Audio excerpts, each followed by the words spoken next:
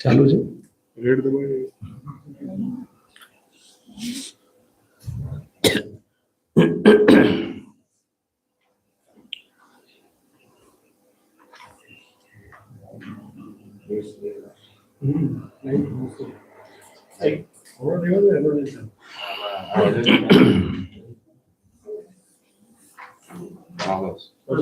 ચાલુ કરો.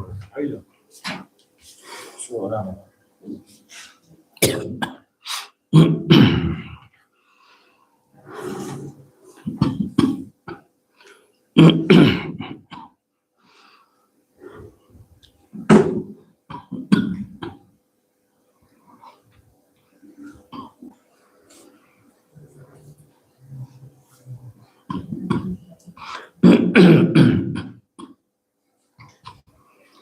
મંગલમ ભગવાન વીરો મંગલમ ગૌતમગણી મંગલમ કુંદારી જૈન ધર્મોસ્તુ મંગલમ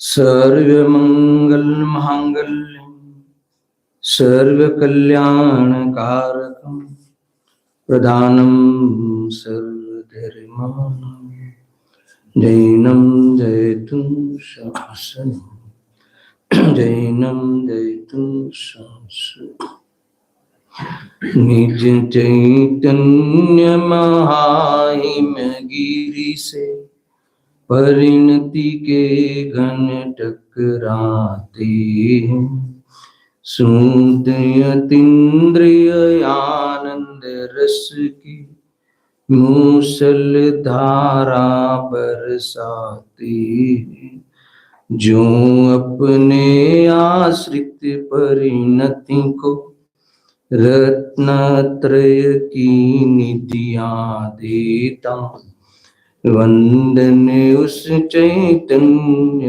राज को जो भव भव के दुख हर लेता।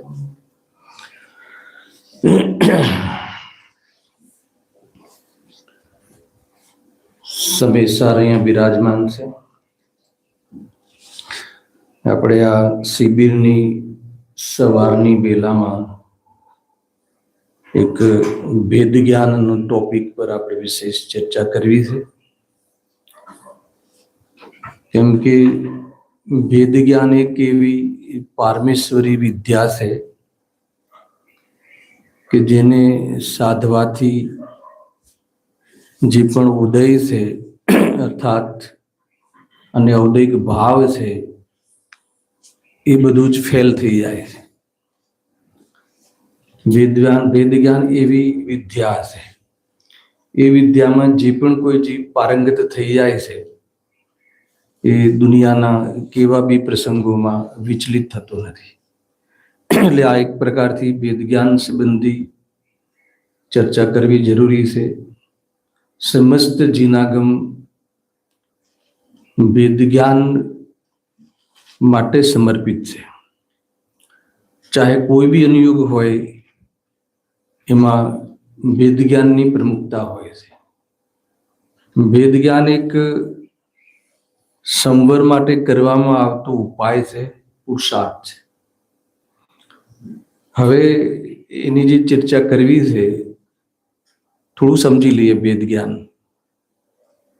ભેદનો એક અર્થ થાય છે રહસ્ય. ઘણા અર્થ થાય છે વેદનો એક અર્થ થાય છે વિકલ્પ, વેદનો એક અર્થ થાય છે ભિન્ન ભિન્ન. પણ અહીંયા ભેદ જ્ઞાન અર્થાત ભેદ વિજ્ઞાન, તો એમાં કેમ અર્થ કર્યો બે અલગ અલગ? ભેદ જ્ઞાન અને ભેદ વિજ્ઞાન, એને યદ્યપી એક જ અર્થ છે, સમાનાર્થી છે, પણ થોડુંક અંતર કરવું હોય તો ભેદ જ્ઞાન તો દુનિયામાં બધા જીવ કરે છે ને. તમારી રૂમ નંબર કઈ, જે બી હોય 25, તમારી કઈ 26, એ બધું ભેદ જ્ઞાન કરે છે. પણ ભેદ વિજ્ઞાન હે ને વિશેષ પ્રકારથી, સમ્યક પ્રકારથી હે ને સ્વ પરનું ભેદ વિજ્ઞાન કરવું એ વાસ્તવમાં એ જ એક વિદ્યા છે, સાધના છે. અહીંયા ભેદનો એક અર્થ થાય છે રહસ્ય. તો જે જ્ઞાન રહસ્ય ખોલી દે, અર્થાત તો આપણી ભૂલનું પોલ ખોલી દે, એકદમ રફ ભાષામાં, બરાબર છે, એને શું કહે છે? વેદ જ્ઞાન કહે છે. બધું પોલ ખોલી દેશે. જે પણ આપણે કોઈ માન્યતાઓ છે ખોટી, એ બધાને ચેલેન્જ કરે એ વાસ્તવમાં વેદ જ્ઞાન છે. હવે એ વેદ જ્ઞાનનો આપણે કેવી રીતે ટોપિક લઈશું એ બતાવી દઉં તમને. કે વેદ જ્ઞાનનો એક તો મહિમાવાચક કથનો ત્યાં આમાં છે, સ્ક્રિપ્ટમાં છે. તો પેલા વેદ જ્ઞાનનો ખૂબ મહિમા કરીશું. શું કામ મહિમા કરવો જોઈએ?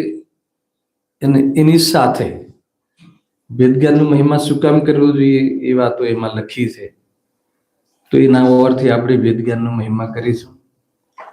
પછી અંતમાં જે બી દિવસ બચી જશે છેલ્લો,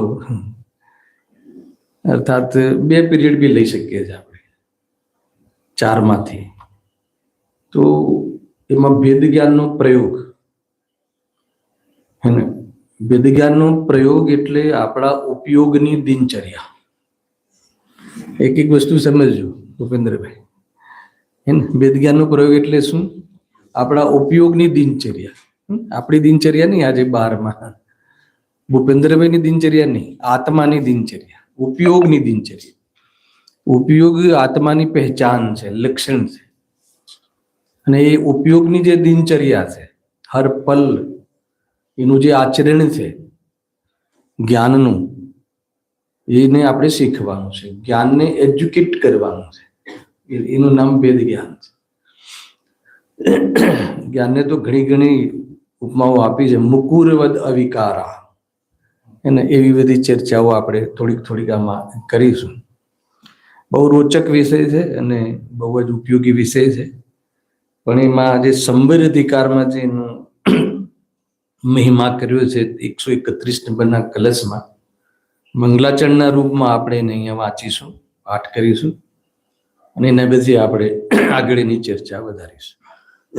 બહુ વેલ નોન છે આ 131 નંબરનો કલશ.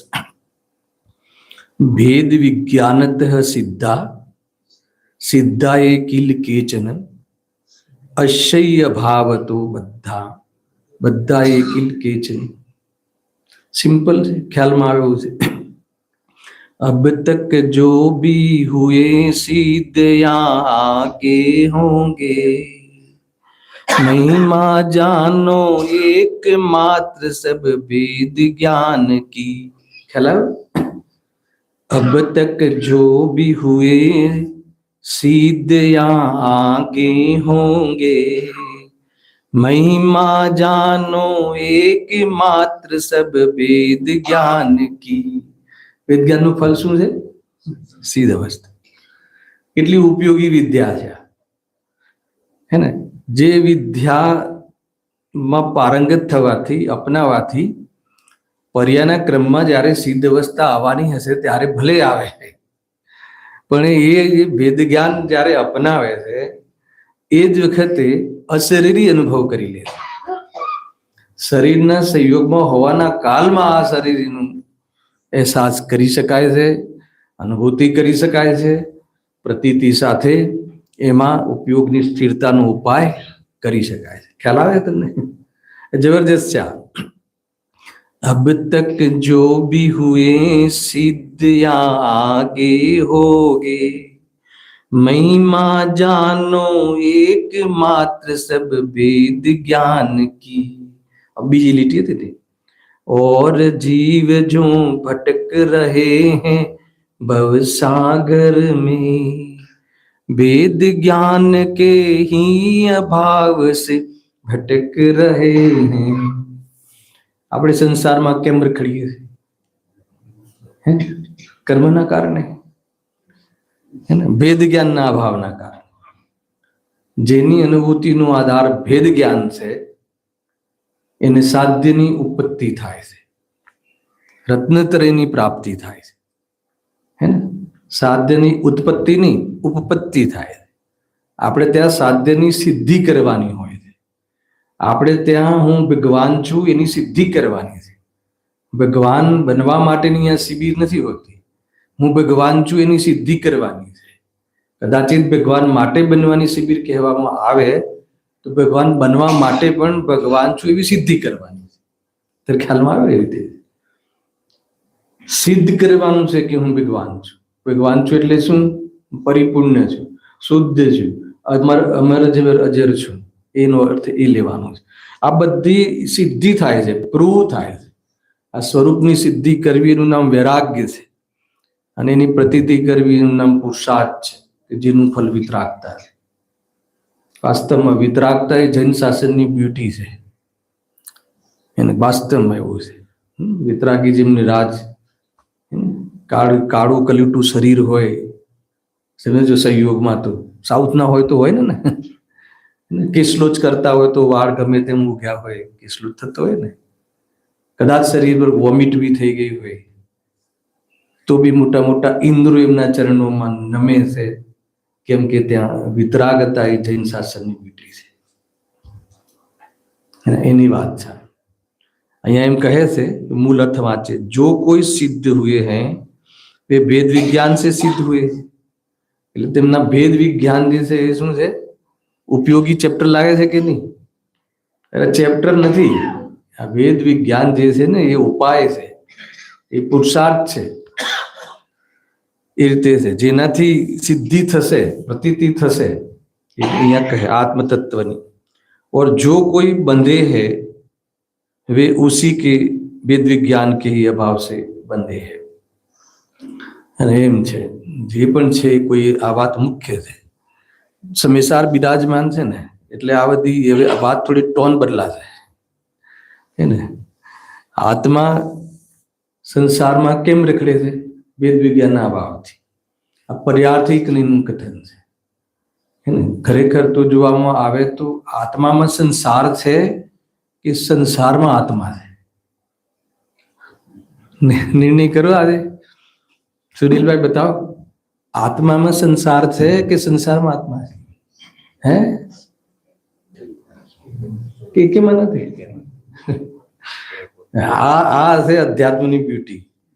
ન આત્મા સંસારમાં છે કે ન સંસારમાં આત્મા છે, તો આત્મા ક્યાં છે? આત્મા પોતાના સ્વચતુષ્ટયમાં બિરાજે છે. એટલે ખ્યાલમાં અત્યારે આત્મા એટલે તમે, હું. ક્યાં છીએ આપણે? ગજપંથા. બરાબર છે? કેટલું જૂઠું બોલશે આ રાગ. ક્યાં છે? આ તો જો અધ્યાત્મ છે આ પ્યોર. એટલે મેં પેલા એક લીટી કહી હતી, કઈ કે અહીંયા સમયસાર બિરાજમાન છે. એટલે તમે બધી આમ છે ને તેમ છે, આ નથી, આ એ બધું પછી જોશું આપણે.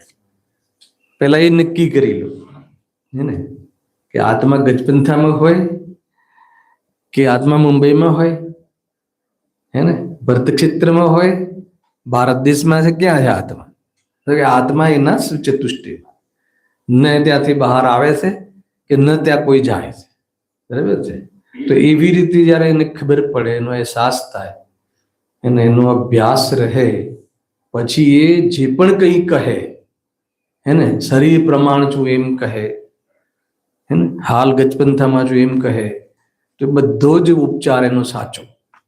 પણ જો આ એની ખબર ના હોય, આ વેદજ્ઞાનની ચર્ચા ચાલુ થઈ ગઈ. આ વેદજ્ઞાન છે, આ વેદજ્ઞાનની પ્રોસેસ છે. શાનાથી ભિન્ન કરાયું? પર ચતુષ્ટયથી. આત્મા ભિન્ન છે એમ સ્વચતુષ્ટયમાં.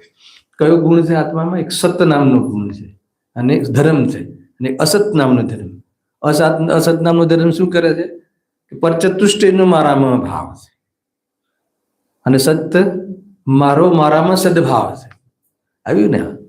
તો આના આધાર ઉપર લોકાલોકથી હું ભિન્ન છું, હે ને, અને મારા સ્વચતુષ્ટયથી અભિન્ન છું. આ ભેદ જ્ઞાનનો પ્રારંભ છે, હે ને. એની શ્રદ્ધા થવી એ ભેદ જ્ઞાનનો પ્રારંભ છે. મુક્તિના માર્ગમાં પ્રવેશ કરાવે છે અને એની પરાકાષ્ઠા મુક્તિ અપાવે